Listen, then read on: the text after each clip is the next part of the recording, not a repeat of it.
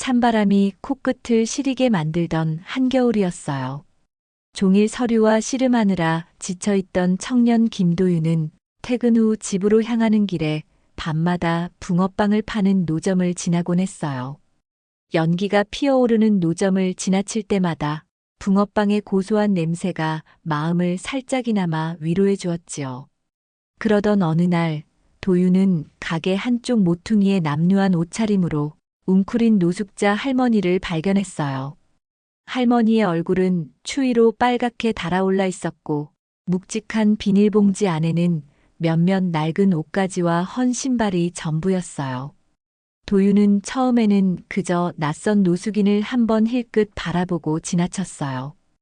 허나 속에서 이상하게 죄책감 비슷한 감정이 스며들었어요. 평소라면 남의 삶에 함부로 관여하지 않으려 하는 성격이었는데 그날따라 마음을 잡아끄는 힘이 이상하게 강했어요. 마치 할머니에게서 눈을 돌렸다가는 후회할 것 같은 묘한 느낌이 들었어요. 그 길로 다시 걸음을 돌려 노점에 와서 붕어빵을 사서 다가갔어요. 할머니, 이거 좀 드세요. 그날부터 도윤은 하루에 한 번씩 붕어빵을 사서 할머니에게 전해주었어요. 붕어빵 봉투에 온기가 닿자 할머니는 점차 긴장을 풀고 고맙다는 인사를 전하곤 했어요. 정말 고마워요. 말투는 조심스러웠지만 매일 조금씩 마음을 여는 듯 했어요. 그래도 할머니는 자신의 이름이나 사연을 좀처럼 이야기하지 않았어요. 함께 나눌 수 있는 대화라고 해봤자 날씨 이야기 정도였어요. 도윤은 괜히 더 깊이 묻거나 상대를 불편하게 만들고 싶지 않았어요. 대신 붕어빵 하나와 함께 그날 있었던 일상의 소소한 풍경들을 가볍게 건네곤 했어요. 그런 날들이 이어지자 할머니는 낡은 모자 너머로 가끔 따뜻한 눈빛을 보여주었어요. 사람에게 크게 상처를 받은 적이 있는 듯 보였지만 도윤의 작은 호의에 매일같이 고개를 숙였어요. 노점 아주머니도 두 사람을 지켜보며 마음속으로 흐뭇해했어요. 매서운 겨울바람이 거리를 휩쓸고 밤이 깊어지면 뜨거운 붕어빵은 유일하게 남은 한 줌의 온기였어요. 그 온기 덕분인지 할머니의 굳은 표정도 조금씩 누그러들었어요. 도윤 역시 자신도 모르게 할머니에게 매료되어 가고 있었어요. 이유 없이 끌리는 관심이라는 것이 존재한다면 바로 이런 느낌이 아닐까 생각했어요. 그렇게 따뜻한 순간들을 반복하며 겨울이 천천히 깊어갔어요. 두 사람 사이에는 아직 굵은 담벽이 있었지만 그 벽을 아늑한 온기가 서서히 녹이고 있는 듯 보였어요. 도윤은 매일 같은 시간, 같은 자리에서 기다리고 있을 할머니를 떠올리며 조금 더 빠른 걸음으로 퇴근길을 걸었어요. 혹한의 계절이지만 이상하게 마음속에는 묘한 설렘까지 피어오르고 있었어요. 그리고 누구도 예상치 못한 기적이 그 겨울밤 조용히 씨앗을 틔우고 있었어요. 새벽까지 이어진 야근 때문에 늘어지는 몸을 억지로 끌고 나온 어느 날, 도윤은 퇴근이 한참 늦어졌어요. 거리에 사람들이 거의 사라진 시간이라 붕어빵 노점마저도 문을 닫았어요. 이미 파장이 끝난 거리에는 허들의 집기들을 정리 중인 상인들만 남아 있었어요. 도윤은 혹시 할머니가 자리를 떠났을까 염려스러운 마음으로 근처를 둘러보았어요. 눈송이가 흩날리는 한 귀퉁이에서 할머니는 여전히 웅크리고 있었어요. 도윤은 그 모습에 마음 한구석이 시큰해져 왔어요. 그리고 지금 이 시간에 막차도 끊겼으니 가까운 편의점에서 따뜻한 음료나 식사를 챙겨야겠다는 생각이 들었어요. 할머니, 오늘 붕어빵이 다 떨어졌나 봐요. 다른 거라도 사다 드릴까요? 할머니는 추운지 작은 목소리로 고개를 끄덕였어요. 그 얼굴엔 무언가 애절함이 묻어 있었어요. 도윤은 재빨리 편의점에서 뜨겁게 데운 호빵과 따뜻한 우유를 사서 돌아왔어요. 조금이나마 허기를 달래세요. 할머니는 우유를 꿀꺽꿀꺽 마시고도 한참 동안 말을 잇지 않았어요. 그저 감사하다는 눈빛을 보내며 호빵을 조심스레 베어 물었어요.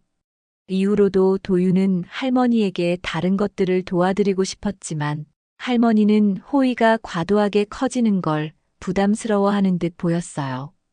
그날 이후 도윤은 날이 추워질수록 할머니에게 조금 더 신경을 쓰기 시작했어요. 과일이나 빵, 사소한 먹거리라도 챙겨가곤 했어요. 물론 할머니는 늘 미안해하면서도 감사하다는 뜻을 전했어요. 그러다 보니 두 사람 사이에는 말로 표현할 수 없는 묘한 유대감이 형성되었어요. 근무하는 회사에서는 연말이 가까워 오면서 각종 행사와 프로젝트가 몰아쳐 정신없었어요.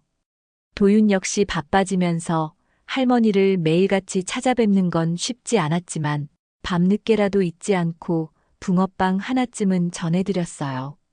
이젠 이거 받지 않으면 제가 허전해질 것 같아요. 그러자 할머니는 기묘하게 애틋한 표정을 지으며 답했어요. 당신 같은 사람이 있어서 감사한 마음이 뜨네요. 그 짤막한 대화를 나눈 날, 도윤은 돌아가는 길에 할머니의 과거가 궁금해졌어요.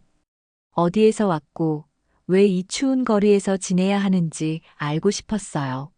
하지만 아직은 속내를 꺼내기엔 시기상조라고 느꼈어요. 할머니의 마음을 더 다치게 할까봐 섣부른 질문을 삼키고 말았어요. 그렇게 조심스럽게 이어지던 붕어빵 인연은 단순히 길가에서 스치는 사람과 노숙인의 관계를 넘어서기 시작했어요. 세찬 겨울 바람 속에서도 사람 사이의 온기가 어떻게 생겨나는지 도윤은 그 체험을 통해 비로소 깨닫게 되었어요. 한 해가 저물어가는 어느 날, 회사에서는 직원들이 모두 모여 연말 파티를 열었어요. 도윤은 늦게까지 이어진 술자리에 거의 끌려가다시피 참석했어요. 기분이 들뜬 동료들은 노래도 부르고 게임도 하며 새벽이 깊도록 즐거워했어요. 술이 약한 편이었던 도윤은 중간에 빠져나와 자정 무렵에야 회사 건물을 나섰어요. 몸도 몹시 피곤했고 술기운 때문에 흔들리기도 했어요. 그래도 의례 그렇듯 할머니를 떠올리며 붕어빵 노점이 있는 방향으로 발길을 옮겼어요. 그날따라 붕어빵 가게는 문을 닫고 거리엔 허공을 가르는 바람 소리만 들렸어요. 할머니가 혹시 떠났나 하는 불안한 마음에 주위를 둘러보니 역시나 같은 구석에 앉아 계셨어요. 도윤은 헐레벌떡 뛰어가서 웅크린 할머니를 살폈어요. 오늘은 좀 늦었죠. 붕어빵이 없어서 죄송한데 괜찮으세요? 할머니는 묘한 눈빛을 하고서 조그마한 보석함 같은 것을 도윤에게 내밀었어요. 그 모양은 투박했지만 귀한 옛 물건 같은 느낌이 들었어요. 이걸 당신에게 주고 싶어요. 처음에는 낡아 보이는 나무 상자에 불과해 보였어요. 그러나 상자를 열어보니 그 안에는 오래된 금속 장식이 들어 있었어요. 은은한 광택이 도윤의 눈길을 사로잡았어요. 자세히 살펴보니 정교하게 새겨진 문양과 함께 작은 글자들이 가느다란 선으로 연결되어 있었어요. 언뜻 보면 별 가치가 없어 보이지만 뭔가 독특한 에너지가 깃든 듯 느껴졌어요. 이런 귀한 거 받기엔 제가 한 게 없는데요. 왜 저에게 주시죠? 할머니는 호호 웃으며 고개를 끄덕였어요. 당신은 이걸 가질 자격이 있어요. 정말로 좋은 일이 생길 거예요. 그 말이 무슨 의미인지 몰랐지만 왠지 모를 신비로움이 감돌았어요. 도윤은 그저 감사 인사를 드리고 상자를 조심스레 품 안에 넣었어요. 그날 집으로 돌아오는 길, 갑자기 마음이 이상하도록 편안해지고 희망적인 기분이 들었어요. 직감인지 우연인지는 모르겠지만 뭔가 인생이 변할 것 같은 예감이 스치고 지나갔어요. 다음 날이 되자 놀라운 일이 벌어졌어요. 회사의 중견 거래처와의 협상이 한 번에 성사되며 도윤이 진행하던 프로젝트가 전례 없이 빠른 속도로 승인을 받은 것이었어요. 도윤은 잠시 당황했지만 곧 자신이 준비해온 자료가 충분히 매력적이었던 덕이라고 스스로를 다독였어요. 허나 며칠이 지나도 이상할 정도로 운이 계속 따랐어요. 회사의 이사회에서 도윤을 차기 팀장 후보로 검토하기 시작했고, 애매하게 불거졌던 여러 문제들이 기가 막히게 풀려나갔어요. 귀한 선물을 받아서일까 하는 미신 같은 생각이 스멀스멀 피어올랐지만 일단은 주어진 행운을 놓칠 수 없다고 느꼈어요. 그때부터 도윤은 할머니에게 더 마음을 쓰기 시작했어요. 붕어빵뿐 아니라 필요하다고 생각되는 것이 있으면 매번 챙겼어요. 할머니가 늘 말했어요. 그 상자 덕분일 거야. 도윤은 그저 우연이라고만 생각했죠. 그러나 도윤도 스스로 깨닫지 못하는 사이에 그 낡은 상자의 힘을 믿게 된 듯 했어요. 매일 밤 귀가하기 전 그 상자를 살짝 열어보며 눈을 맞추듯 바라봤어요. 그리고 간절한 바람이나 소소한 고민을 혼자 속삭이듯 내뱉었어요. 실체가 불분명한 기적 같은 일이었지만 그의 현실은 이미 거짓말같이 변하고 있었어요. 몇 달이 지나자 도윤은 회사에서 이례적인 승진을 거머쥐었어요. 중요한 프로젝트를 연달아 성공적으로 마무리하면서 사내 평판도 급상승했어요. 그간 성실하게 일해왔던 노력이 결실을 본 것이기도 했지만 평소 운이 없다고 여겼던 자기 자신에게 이런 일이 연속적으로 벌어지자 실감이 나지 않았어요. 도윤 씨, 이번 기획안도 완벽해요. 상무님이 칭찬을 아끼지 않으시네요. 정말 계속 잘 되고 있어요. 부럽네요. 동료들은 도윤을 부러워하며 호의적인 시선을 보냈어요. 사무실 분위기도 좋아졌고 한동안 골치 아팠던 회사 내부 갈등까지 사그라들었어요. 매일같이 기분 좋은 소식이 쌓이자 도윤은 괜히 마음에 여유가 생겼어요. 그러나 인생의 꽃길만이 전부일 수는 없었어요. 갑작스런 승진으로 인해 질투나 시샘을 품는 이들도 생겨났어요. 회사 내부 경쟁 구도 속에서 도윤을 견제하는 흐름도 가시화되었어요. 저 사람이 무슨 빽이 있나? 저렇게 일사천리로 출세하는 거 보면 수상하긴 해. 분명 무슨 비밀이 있을 거야. 그러나 대놓고 문제를 제기하기엔 도윤의 성과가 워낙 뛰어났어요. 그래서 대부분의 직원은 별다른 말 없이 그의 성공을 인정해 주었어요.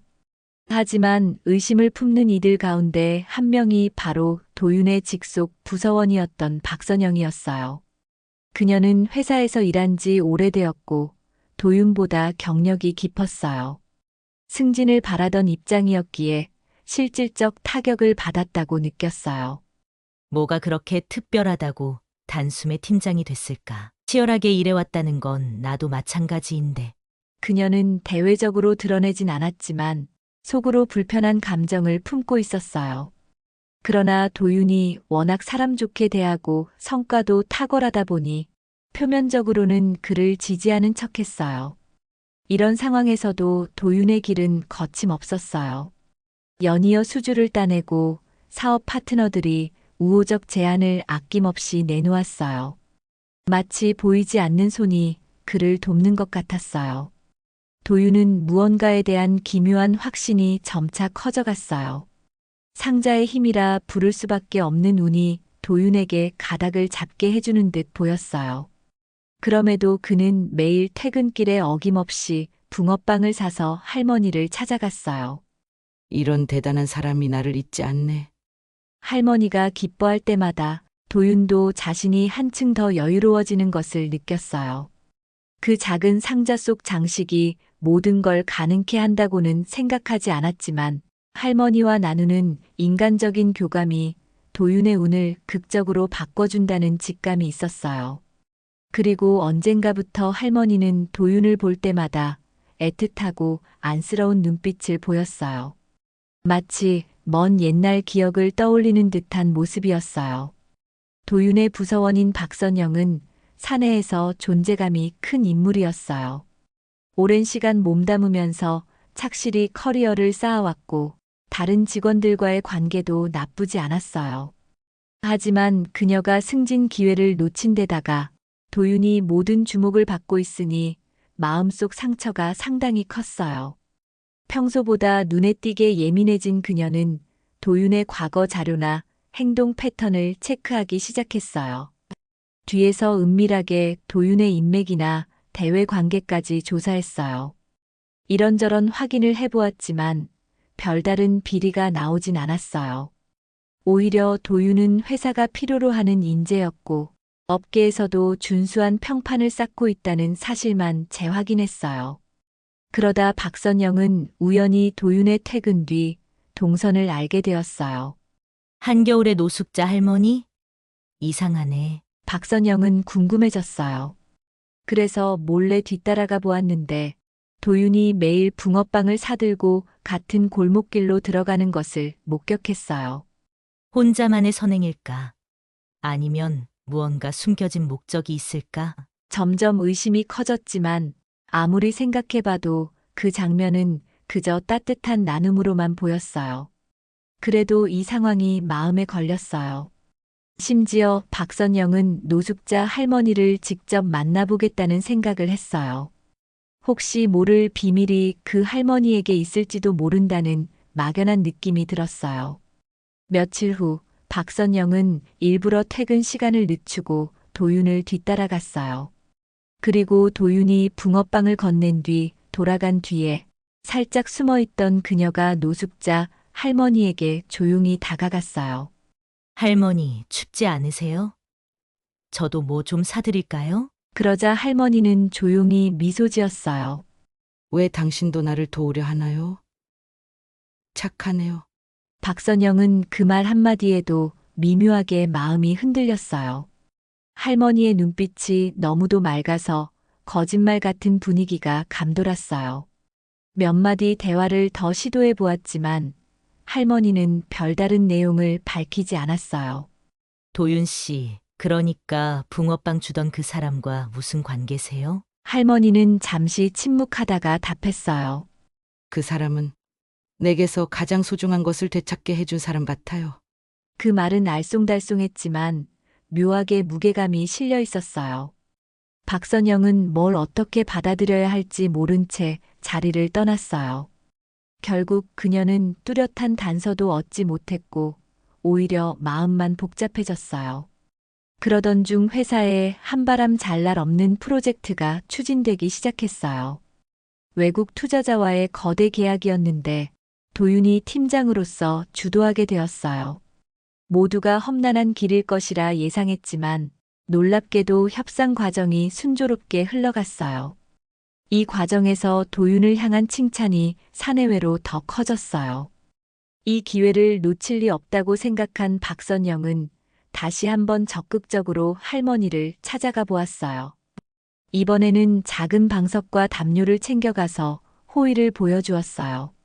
할머니가 별다른 반응을 하지 않아도 뭔가 정보를 끌어내고 싶었어요. 그러나 할머니의 태도는 한결같이 따뜻했어요. 회사의 도윤 씨와 관련해서 궁금한 게 있어요. 다만 박선영이 구체적으로 언급하자 할머니는 눈빛을 가라앉히더니 되려 물었어요. 당신은 왜 그를 의심하나요? 아니, 그냥 조금 이상해서요. 최근에 너무 잘 나가고 있어서. 그는 운이 아니라 의지를 가진 사람이에요. 그때 박선영은 왠지 모르게 마음이 아릿해졌어요. 뭔가 할머니가 깊은 걸 꿰뚫어 보는 것 같았어요. 그런 기묘한 대화를 몇 번 더 주고받았지만 여전히 확실한 단서는 나오지 않았어요. 박선영은 씁쓸한 마음으로 돌아갔어요. 한편으로는 도윤을 향한 의심이 옳지 않을지도 모른다는 생각이 들기 시작했어요.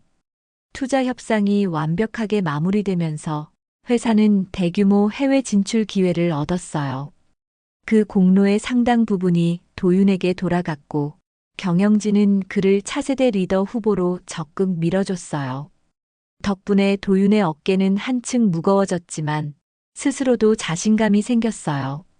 그러나 호사다마라고 예상치 못했던 문제가 발생했어요.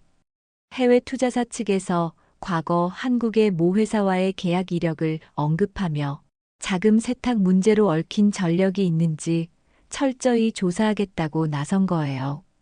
그래서 도윤의 회사에서도 전 직원의 신원과 가족 관계를 세세히 재확인하게 되었어요.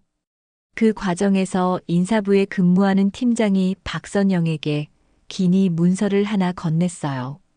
혹시 이런 자료를 본 적 있나요? 오래전에 분실 처리된 문서인데 박 대리님이 경력이 길다 보니 혹시 알고 계실까 해서. 박선영은 문서를 펼쳐보다가 깜짝 놀랐어요. 다름 아닌 회사 창립 초기에 있었던 임직원 가족 실종 사건에 대한 자료였어요. 어느 본부장의 딸이 어린 나이에 실종되었는데 수소문 끝에도 찾지 못했고 결국 마무리되지 못한 채 폐기되었던 기록이었어요. 그녀는 무심코 사건 파일의 사진을 살폈어요. 어린아이의 얼굴이 희미하게 남아 있었어요. 이름은 유민이라고 적혀 있었어요. 그리고 그녀는 노숙자 할머니의 얼굴이 뇌리를 스쳤어요. 워낙 늙고 지쳐 보이긴 했지만 왠지 모르게 눈매가 어딘가 닮은 듯한 기분이 들었어요. 며칠 뒤 박선영은 회사 역사 자료를 뒤져보다가 놀라운 사실을 하나 알게 되었어요. 실종된 본부장의 딸 유민이 10대 후반 무렵에 아이를 낳았다는 루머가 공공연히 돌았다는 거예요. 그러나 성인이 아니었던 탓에 이 사건이 극도로 은폐되었고 이후 모녀가 동시에 사라졌다는 것이 결론이었어요. 실종된 딸의 딸이라 그 순간 노숙자 할머니에 대한 의심이 번뜩 스쳐 지나갔어요. 하지만 그런 가능성이 현실이 될 리 없다고 생각하면서도 자꾸 마음이 흔들렸어요. 한편 도윤은 최근 일을 너무 무리해서인지 점차 피로가 쌓여갔어요. 아무리 일이 잘 풀린다 해도 마음 한쪽에는 이대로 좋은 일이 영원히 지속될 수 있을까 하는 불안감이 자리 잡았어요. 그럴 때마다 할머니를 찾아가 함께 기분을 달래곤 했어요. 어느 날 회사에서 심층 조사가 들어온다는 소식을 접하고 도윤은 저녁 늦게까지 추가 서류 정리에 매달렸어요. 퇴근길이 늦어져 거리엔 거의 사람이 없었어요. 그래도 혹시 할머니가 계실까 싶어 붕어빵 가게 부근을 찾아갔어요. 그러나 그날은 할머니가 보이지 않았어요. 도윤은 큰 실망감과 함께 이상하리만치 불안해졌어요. 혹시 무슨 안 좋은 일이 생긴 것은 아닐까 걱정이 됐어요. 문득 지난날 할머니가 준 상자를 떠올리며 마음을 다잡았어요. 그리고 다음에 꼭 다시 만나겠지 하는 믿음을 놓지 않았어요. 며칠이 지나도록 할머니는 모습을 드러내지 않았어요. 도윤은 길거리를 수소문하며 할머니를 찾아다녔어요. 노숙인 센터나 무료 급식소에도 문의해 보았지만 별 성과가 없었어요. 마음이 불안정해진 도윤은 그 상자를 꼭 쥐고 기도하듯 매일 바라봤어요. 그 무렵 회사 내부 조사와 함께 해외 투자사의 신원 확인 작업이 강도 높게 이뤄졌어요. 그러던 중 인사부를 비롯한 경영진 사이에 충격적인 정보가 오갔어요. 오래전에 실종된 본부장의 손녀로 추정되는 인물이 시내 어딘가에서 노숙 생활을 해왔다는 것이었어요. 이들은 그 사실을 조심스럽게 확인하려 했어요. 이 소식을 들은 박선영은 불현듯 깨달았어요. 할머니가 바로 잃어버린 딸의 딸이었어. 경영진의 말을 빌리면 몇 주 전부터 그 정황을 파악하고 있었고 이번 내부 자료 조사 과정에서 확실한 결론을 내리게 된 거였어요. 세월이 흐르면서 본부장도 이미 세상을 떠났지만 법적 상속권이나 관련 자산이 복잡하게 얽혀 있었다고 해요. 그럼 할머니에게는 큰 재산이나 뭔가 있을 수도 있겠네. 이걸 알면 도윤 씨도 많이 놀라겠지. 박선영은 잠시 망설였어요. 하지만 이 놀라운 반전을 누구보다도 먼저 알려야 할 사람은 도윤이라는 생각이 들었어요. 결과적으로 회사 측은 곧 할머니를 찾기 위해 전담팀을 꾸리기로 했어요. 그러나 정작 할머니가 자리를 떠나버린 터라 어디서부터 찾아야 할지 막막했어요. 도시 구석구석을 뒤지는 중에 어느 병원에서 할머니와 인상착의가 같은 환자가 보호를 받고 있다는 소식이 들려왔어요. 도윤은 황급히 병원으로 달려갔어요. 쓰러진 채 발견된 할머니는 저체온증과 영양실조로 입원해 있었어요. 다행히 상태가 금세 호전되어 의식을 되찾았어요. 할머니는 도윤을 보자 안도 섞인 웃음을 띄우며 말했어요. 또 와줬구나. 참 기쁘네. 도윤은 할머니의 손을 잡고 온기를 전해주었어요. 할머니, 걱정했어요. 도대체 어디 계셨어요? 회사에서도 소식을 듣고 직원들이 병원으로 찾아왔어요. 그중 한 명이 오래전에 근무했던 직원으로 본부장의 가족 사정을 알고 있던 이였어요. 그는 할머니를 확인하고서 깜짝 놀랐어요. 잠깐만요. 제가 알아본 바로는 이분이 실종된 유민 씨의 따님일 가능성이 높습니다. 유민 씨요. 회사 초창기 본부장님의 딸. 그분 말씀이신가요? 네, 맞아요. 당시 기록을 보면 유민 씨가 사라지기 전에 아이를 낳았다는 얘기가 있었어요. 하지만 너무 어릴 때 일이었고 자료도 불완전해서 지금까지 누구도 확인하지 못했죠. 정말인가요? 네, 조사 결과로 보면 이분이 그 유민 씨의 따님으로 추정됩니다. 당시 상속 문제 때문에 조사를 다시 시작한 건데 이제야 실마리가 풀렸어요. 곧이어 회사 측은 할머니에게 본부장이 남긴 유산과 가족 관계를 알리고 법적 절차를 진행할 수 있도록 도와주겠다고 했어요. 할머니는 한동안 아무 말 없이 허공을 바라보다가 작은 목소리로 답했어요. 나는 이미 모든 걸 잃었다고 생각했어요. 돈이나 재산 같은 건 내겐 중요하지 않아요. 그래도 이렇게 내 가족의 흔적이 남아있는 곳에서 또 좋은 사람들과 함께하고 있다니 마음이 참 놓입니다. 잠시 후 할머니는 도윤을 향해 미소 지었어요. 당신과 나는 붕어빵 하나로 연결되었어요. 그게 내게는 가장 소중한 인연이죠. 병실 문 밖에서 그 장면을 지켜보던 박선영은 마음이 묘해졌어요. 누군가의 실종과 비극으로 가려졌던 세월 뒤에 이런 기적 같은 만남이 숨어 있었던 걸 생각하니 허탈함과 감동이 뒤섞였어요. 며칠 뒤 할머니는 건강을 어느 정도 회복했고 회사 측과 상속 절차에 대한 이야기를 나누기 시작했어요. 많은 재산이 걸려있는 복잡한 문제였지만 할머니는 말했어요. 살아갈 수 있을 만큼만 있으면 좋겠어요. 그리고 그나마 남은 재산의 큰 부분을 사회에 환원하겠다는 뜻을 내비쳤어요. 도윤은 이 놀라운 반전에 한동안 얼떨떨했지만 자신에게 기적 같은 일들이 벌어진 이유를 할머니를 통해 간접적으로 깨닫게 되었어요.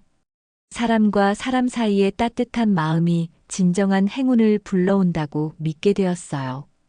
회사에서는 할머니를 잃어버린 가족의 일원으로 공식 인정했고 직원들도 동정과 애정 어린 시선으로 할머니를 대했어요.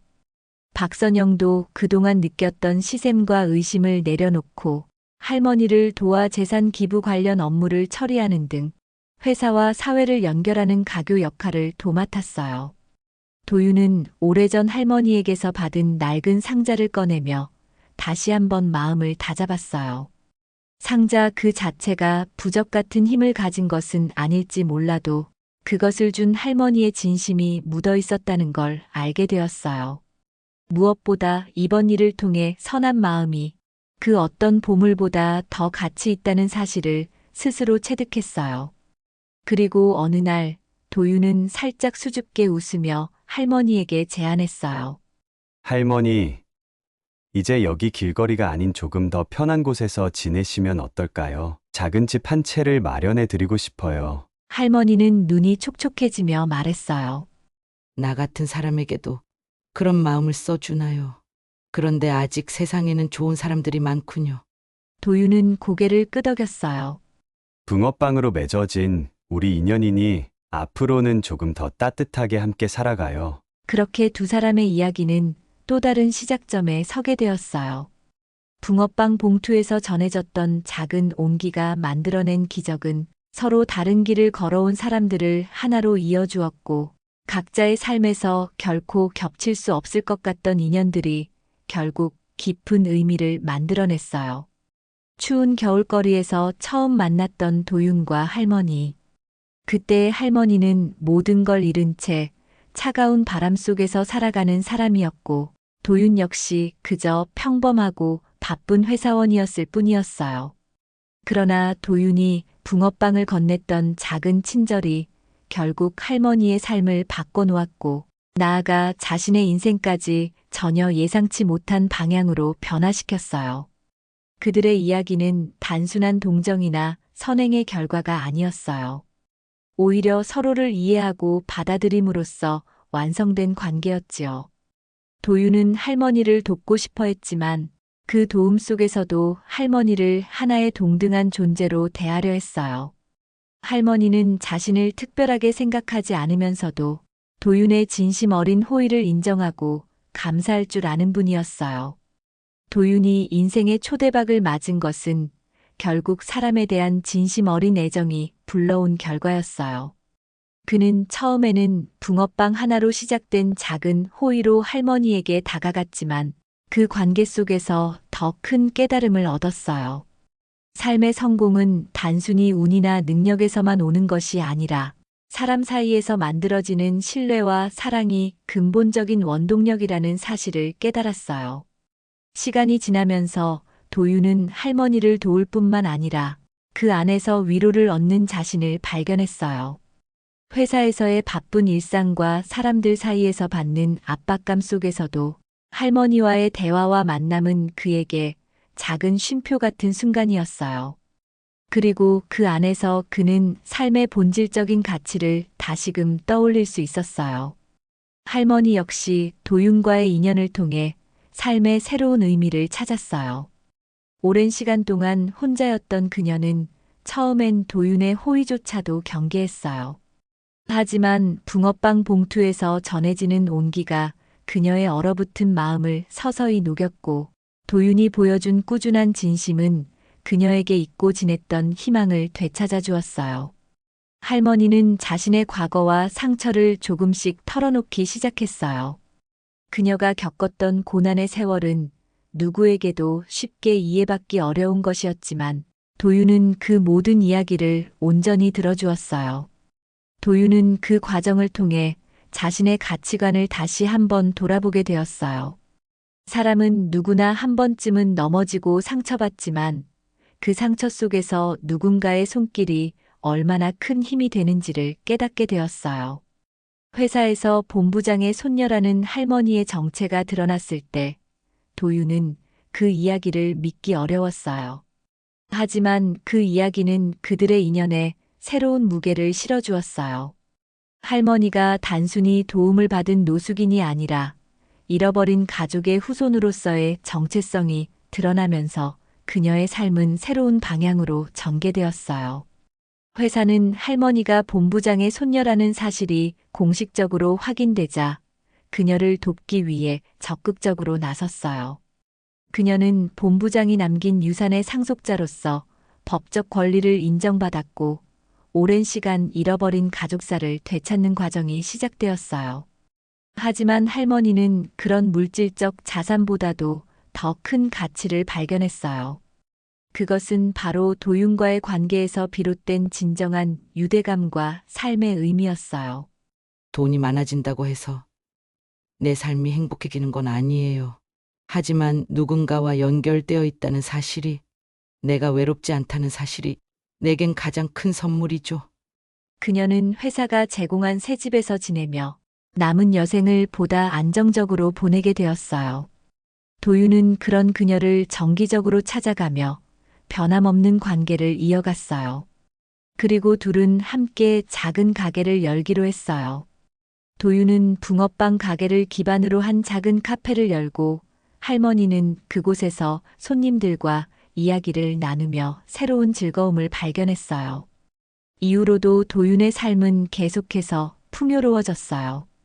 회사에서는 그의 능력을 높이 평가해 더 큰 프로젝트를 맡겼고, 도윤은 그 모든 성공의 바탕이 할머니와의 인연에서 시작되었음을 잊지 않았어요. 그는 성공을 혼자서 이루어낸 것이 아니라는 사실을 깨닫고 주변 사람들에게 더 많이 베풀고자 했어요. 한편 할머니는 과거의 아픔을 서서히 극복해 나갔어요. 그녀는 자신이 잃어버린 가족과의 연결고리가 끊어진 채로 살아왔지만 도윤과의 관계를 통해 새로운 가족을 찾은 것 같다고 말했어요. 도윤아, 너는 나에게 가족 같아. 비록 내 삶이 여기까지 오는데 오래 걸렸지만 너 같은 사람이 있어서 너무 고맙구나. 도윤은 할머니의 말을 들으며 눈시울이 붉어졌어요. 그 또한 할머니를 단순한 인연 이상으로 생각하고 있었기 때문이었어요. 저도 할머니 덕분에 많은 걸 배웠어요. 서로가 서로에게 의지가 되어준 것 같아요. 이 모든 게 겨울밤의 붕어빵에서 시작됐다는 게 참 신기하죠. 겨울이 다시 찾아왔지만 이제 도윤의 마음은 더 이상 춥지 않았어요.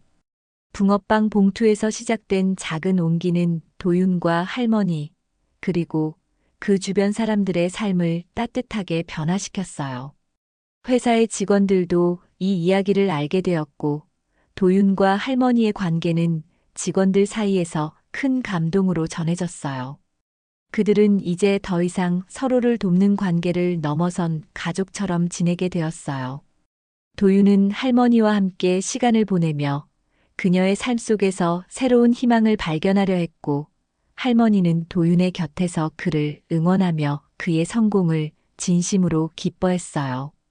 겨울바람이 다시 불어도 이제 그들의 마음속엔 서로를 통해 얻은 따뜻한 온기가 가득했어요.